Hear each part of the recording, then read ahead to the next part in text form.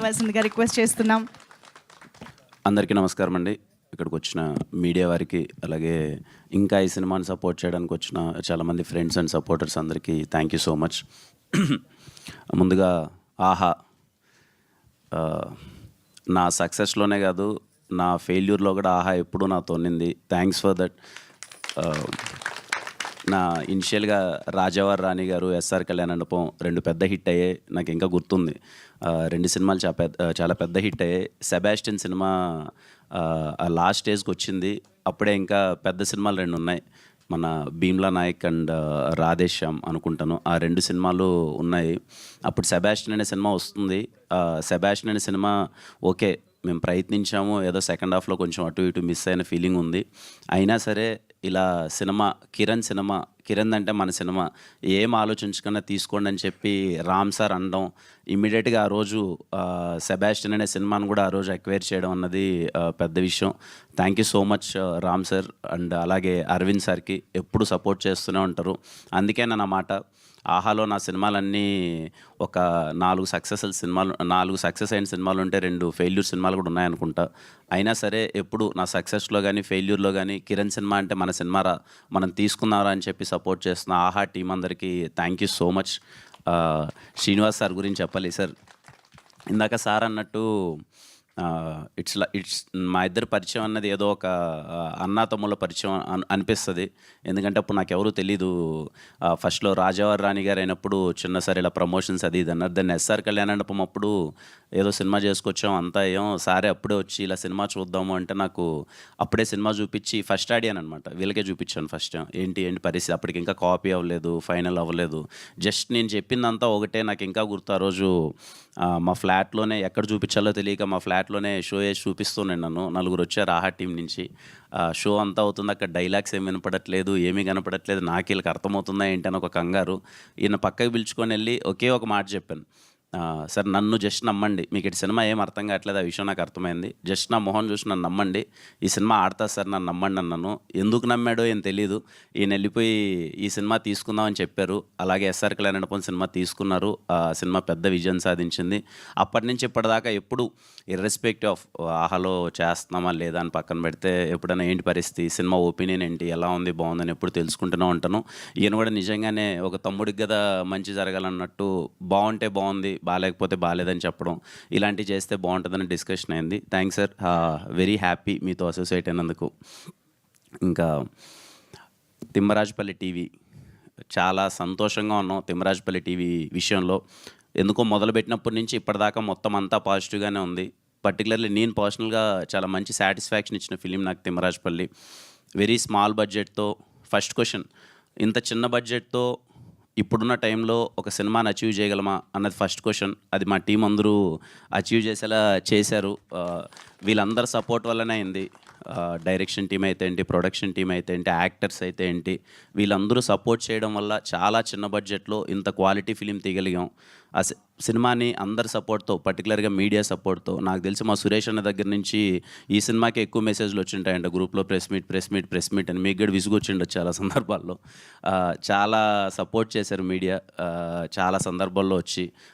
మీరు తీసుకెళ్ళి అంటే నేను పర్టికులర్గా విట్నెస్ చేశాననమాట ఈ సినిమాకి. ఫస్ట్ షో అంతా అయిపోయిన తర్వాత మీడియా వాళ్ళు నాకు అందరూ కాల్ చేసి, చాలా బాగుంది సినిమా, కొత్త వాళ్ళైనా చాలా బాగా చేశారని చెప్పి అప్రిషియేట్ చేయడం. వాళ్ళు పర్సనల్గా మామూలుగా చేసేదానికన్నా ఒక్క స్టెప్పు, అరే వీడేదో కొత్త వాళ్ళందరితో పెట్టి సినిమా తీశాడు, మన సైడ్ నుంచి 1% పుష్ చేద్దామని చెప్పి ప్రతి ఒక్కరూ పుష్ చేశారు. అలాగే 1-2 చిన్న తప్పులున్నా ఎనీ టైం ఆ తప్పులను కూడా కన్సిడర్ చేస్తాం. ఫస్ట్ సినిమా చాలా చిన్న ప్రయత్నంతో మాకు మంచి ఎక్స్పీరియన్స్, వెరీ సాటిస్ఫాక్షన్ ఇచ్చిన ఫిలిం. ఇంకొంచెం ఏమైనా చిన్న తప్పులుంటే నేర్చుకొని ఇంకా బెటర్గా పర్ఫామ్ చేస్తాం నెక్స్ట్ సినిమాల్లో. తిమ్మరాజుపల్లి సినిమాని సపోర్ట్ చేసిన ప్రతి ఒక్కరికి థ్యాంక్ యూ సో మచ్. అలాగే మా సుమైరా స్టూడియోస్ తేజ బ్రోకి థ్యాంక్ యూ. మీ సినిమా, తను కూడా ఇంకో సినిమా చేశాడు, అది త్వరలో రిలీజ్ అవబోతుంది, దానికి ఆల్ ద బెస్ట్. ఇంకా మా యాక్టర్స్ అందరూ చూసారుగా 1 మంత్లో ఎంత మార్పు వచ్చిందో, అందరూ కలకల్లాడిపోతున్నారు. Very happy. మా ముని ఏమో బెంగళూరు తిరిగి వచ్చాడంట, ఇప్పుడేదో నరేష్ని వచ్చినాడు. ఆ బెంగళూరు అక్కడ సినిమానేనా ముని? మా వాళ్ళు అందరూ ఇదిగో, మా వేదాకి అయితే ఏదో తమిళ సినిమాలు ఎక్కువ ఆఫర్లు వస్తున్నాయంట. ఇంకా మా సాయికి ఏదో పెద్ద పెద్ద కథలు అంటున్నారు. మా ప్రదీప్కి అయితే ఆల్రెడీ అసలు చాలా మంచి ఆఫర్లు వస్తున్నాయి. And I'm very happy. Ramachandraiah గారు కానీ, సల్లాపూరి గారు కానీ, నాకు ఇంకా వాళ్ళ పేర్లే గుర్తొస్తున్నాయి. ఇంకా ప్రతి ఒక్కరికి అంటే ఎక్కడ కనిపించినా అందరి ఫేస్లో మామూలుగా సినిమా అయిపోయిన తర్వాత ఏంటి సార్ నేను సినిమాలో ఏమైనా ఆపర్చునిటీనా అనే ఒక ఎక్స్ప్రెషన్ చూస్తాం. మా ఆర్టిస్టులు ఏంటంటే ఇంక నువ్వేంట్రా ఇచ్చేది, మాకు బయట సినిమాలు ఇస్తున్నారు అనే ఒక ఫీలింగ్ ఇస్తున్నారు. అది నిజంగా వెరీ హ్యాపీ. వాళ్ళకి మంచి అవకాశాలు వస్తున్నాయి, మంచిగా గ్రో అవుతున్నారు. అదే కావాలి. ఫస్ట్ పర్పస్ అదే. Okay, money always matters, but main purpose, motive కే ప్రొడక్షన్లో చేయడానికి రీజన్ ఏంటి అంటే ఓకే, మనము అటెంప్ట్ చేసినప్పుడు ఆ సినిమాలో యాక్ట్ చేసిన ప్రతి ఒక్కరికి, ఆ టెక్నీషియన్స్ ప్రతి ఒక్కరికి ఒక్క స్టెప్ మనం ఒక అవకాశం ఇచ్చినట్టయితే వాళ్ళు నిజంగా టాలెంటెడ్ అయితే మంచిగా ప్రూవ్ అయ్యి మంచి అవకాశాలు తెచ్చుకుంటారని ఈ సినిమా అది ప్రూవ్ చేసింది. ఆ విషయంలో చాలా హ్యాపీ. ఈ సినిమా నుంచి ఒక 20-30 మంది వాళ్ళ డ్రీమ్స్ స్టార్ట్ అయ్యాయి, మంచి అవకాశాలు వస్తున్నాయి. I'm so happy for them. ముఖ్యంగా మా వంశీ ఈ అబ్బాయి గురించి ఇంతకుముందు ఏ స్టేజ్లో లేడు. నేను చాలా సందర్భాల్లో చెప్పాను. One of the back bone అనమాట తిమ్మరాజుపల్లి టీవీ సినిమాకి. నేను సినిమా మొత్తం అయిపోయిన తర్వాత చూసి బ్యాక్గ్రౌండ్ స్కోర్ చూసిన తర్వాత నాకైతే నేను స్టన్ అయిపోయాను. చాలా తక్కువ డబ్బులు ఇచ్చాను ఈ అబ్బాయికి, నాకు తెలిసి ఎంతో 12-13 lakhs ఏమో అంతే అనుకుంటాను. కానీ అంతలో ఈ అబ్బాయి ఇంత అచీవ్ చేయడం అన్నది, మ్యూజిక్ అన్నది చాలా పెద్ద విషయం. మీరు చూస్తే తిమ్మరాజుపల్లి టీవీ ఎవరైనా బై ఎనీ ఛాన్స్ మిస్ అయ్యింటే ఆల్బమ్ గోకుల గోపాల అనే ఒక సాంగ్ వినండి. అరే ఎలా చేశారా అని అనిపిస్తుంది. అంత మంచిగా చేశాడు. Long way to go Vamsi.